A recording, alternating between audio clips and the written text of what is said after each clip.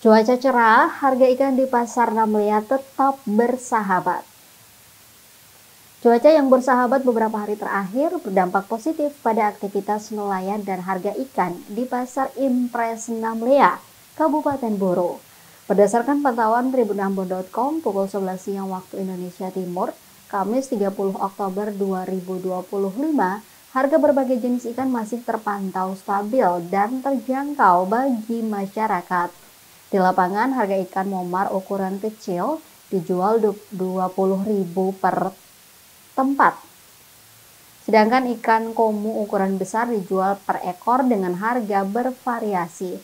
Untuk ukuran sedang, 3 ekor ikan komu dijual Rp25.000, sementara itu ikan tuna ukuran sedang dibanderol Rp20.000 dan ukuran besar mencapai Rp120.000 per ekor.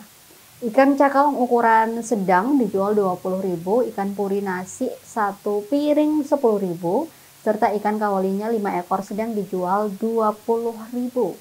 Kondisi pasar pun tampak ramai dikunjungi para pembeli yang memanfaatkan momen harga stabil ini. Salah satu pengunjung, Isra Tanaya, mengaku senang dengan harga ikan yang masih bersahabat.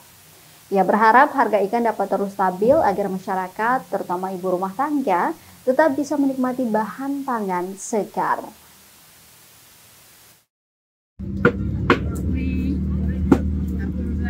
Hanifah kehabisan sampai 2 tahun, Kak. Hah? Hanifah.